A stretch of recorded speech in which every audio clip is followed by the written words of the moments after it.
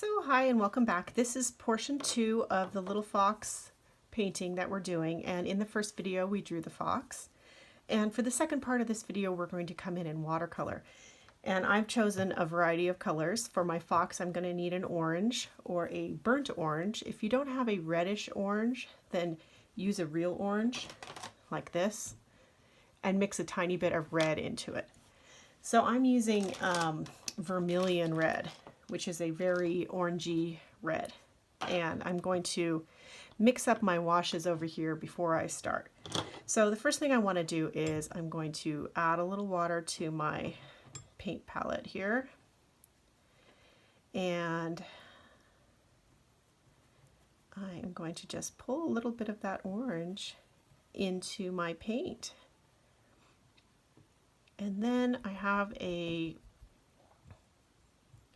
red ochre, which is a brown. I don't know if you can tell. It's a very reddish brown. And in part of my paint, I'm just going to add a little bit of that. So you have a very brown orange with a little red to it. Now you can do this in a bright orange or any color you really want. The fox is up to you. And I have a little sample card here. I'm just going to test my colors. So that's my brown, and it's a very orange brown. And then my other orange looks like this.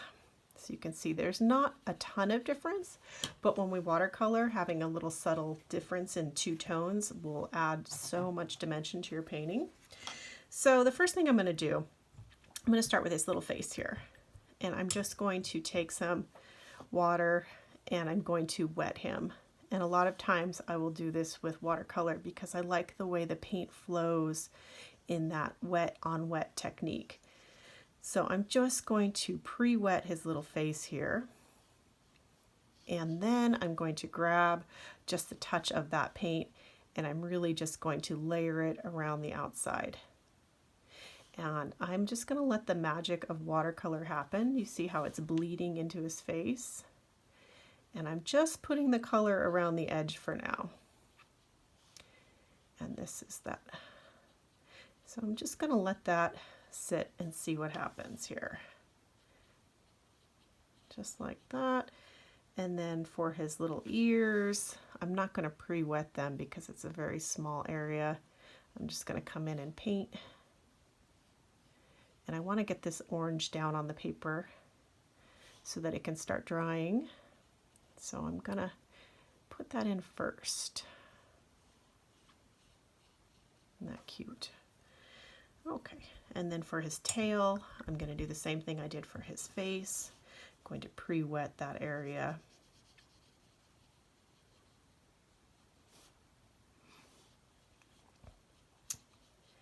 And let that soak in a little bit.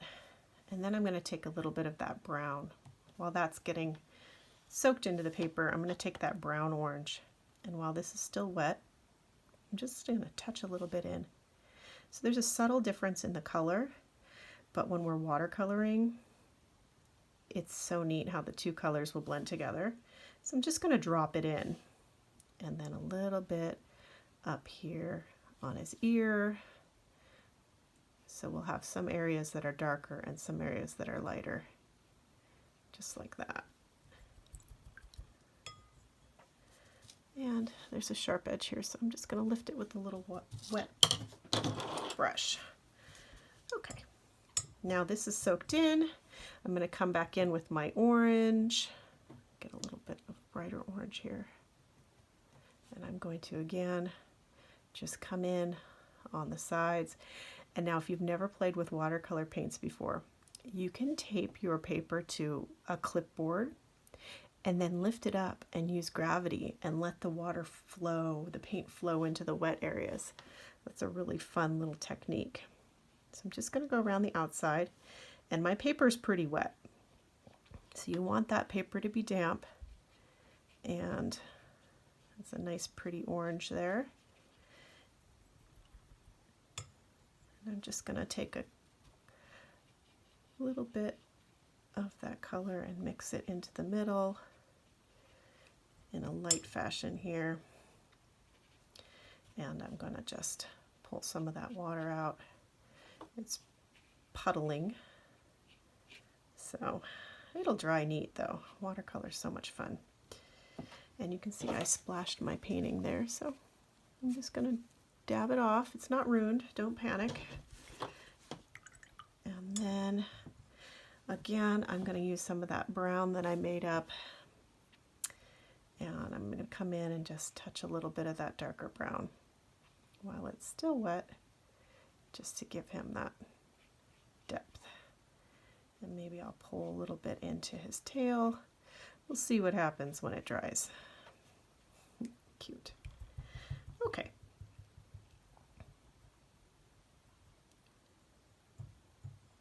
Now I really like the color that this is down here, so I'm going to come in and put a little bit of this brighter orange up on his forehead, just to give him that cute kind of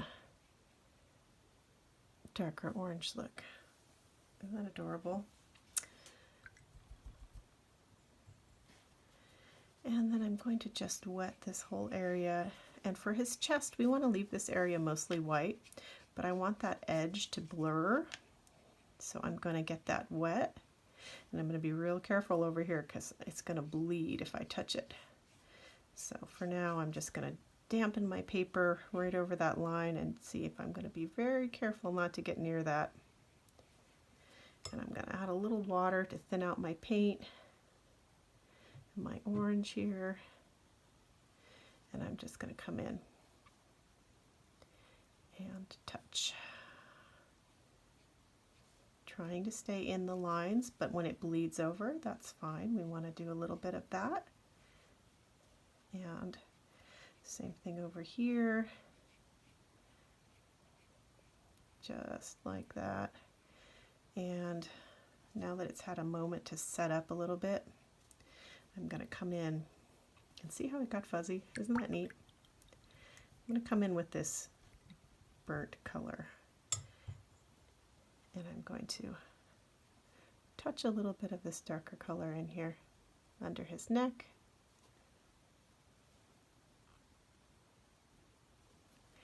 And I'm using pretty saturated paint. You can use very light color. Depends on how much water you put in your paint. So right here, I'm going to go ahead and let that tail kind of blend into him, and pull a little bit of that brown, put it down here, my little friend here. Very cute. Okay, so now because his whites are so white, I am going to just tint them with the lightest of colors. So in order to do this, I'm going to take some water in here, and my water's pretty orange because I've been washing my brush out in it. And then I'm going to take a little bit of my yellow, and let's test it to make sure it's not too bright. That's pretty good. Maybe a little bit less than that. I'm going to add just the tiniest bit of orange. That's perfect. So I'm just going to come in and add a little bit of this yellow to some of his little areas here. And I'm going over dry paper right now because I want to get this kind of dry effect. And a little bit in here just to give him a little dimension. And his ears are pretty much dry now, which is what I wanted. That is why I did them first. And this is still very wet, so I'm going to be very careful not to get near that chin. But I just wanted to pull a little bit of this orange into his face. Oh, how cute is that? Just like that. So he has a little dimension and a little fur. So I'm giving him like kind of that textured fur look on his little belly. And maybe just a touch more color. Come back in and give him a little texture. So you can see it's mostly clear water with just a little tiny bit of that yellow and orange in it, just to give him that cute kind of watercolored look. All right, so now I'm going to completely change direction, and I'm going to do a laurel leaf in the background. And so to do that, we're going to use green. So I'm going to just put some of this water here. And I have a sap green, and I want it very light, so I'm not going to put a ton of paint in it. So I have this sap green, and then over here I have a peacock green, which you can't tell because it's pretty dark. And normally I'd say don't ever put your water across your paint like I'm doing, but I like to live on the edge today. All right, so one thing I want you to practice before you go on to your painting is to get a scrap of paper, and you want to use a round brush with a point. And so you're going to start with the point and then push down and then pull up. So it makes this nice leaf shape, and I can see that it's not dark enough, so I'm going to have to make it a little darker so you can see. Let's try that again. So very pointy, push down so it gets wider, and then lift up and flick it so you get a leaf shape. So I'm going to do that with this warmer yellow green, like a yellowy green here, and I'm going to just come in and do a few leaves. So again, I use my point, I push down, and I lift up. And so I'm going to do another one right here, and I lift up. So I really want them to be light because I'm going to come in and touch some of that peacock green. And I'm just going to put a few leaves around my little fox here. And definitely play with it on a separate paper before you do this on your painting. So this would be a good technique for some of the older kids to practice. And some of them are going to be touching, and this is just kind of fun. You can decide where you want your leaves. And I'm going to do them all kind of in this color, and they're starting to set up, so I'm going to go ahead and switch to my other color, which is that peacock green, which is a green. It has a lot of blue in it. And while they're still wet, I'm just going to touch in some of this color, and when it dries, it'll give it a little dimension. And some of them can stay light and some of them can stay dark. That is completely up to you.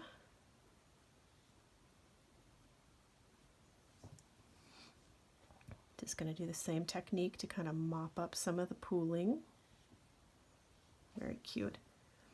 And then I'm going to switch back to my other color, do some little ones. And I really love these little laurel leaves. So let's fill that. My little fox, he's sitting under a tree here. Ooh, that one got really pretty. And so play around with color and practice making these little leaves.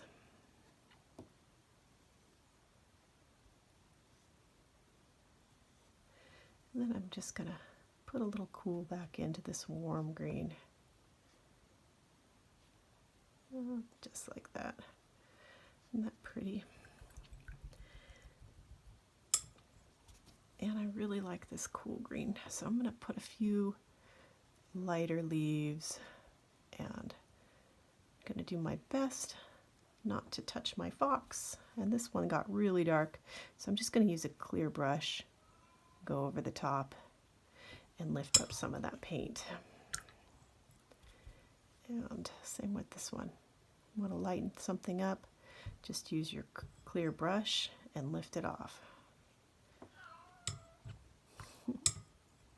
My cat really does not like that I'm in here painting without him.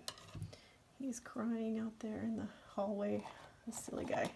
So I'm going to switch to a really tiny brush now, and I'm going to put in a few little stems. So I'm going to mix up kind of both of those colors that I have here. Let's see what it looks like. And I'm just going to try and do my best to put a few little stems in anywhere the leaves are floating in space. I'm going to just give them a little stem. And I really like the way this is looking, so I should probably stop messing with it. That is just the way that art is, though. Okay, and that is my cute little fox. I'm going to leave it alone and let it dry. And then once it's completely dry, I'm going to go ahead and take the tape off. And I hope you enjoyed that. Thank you.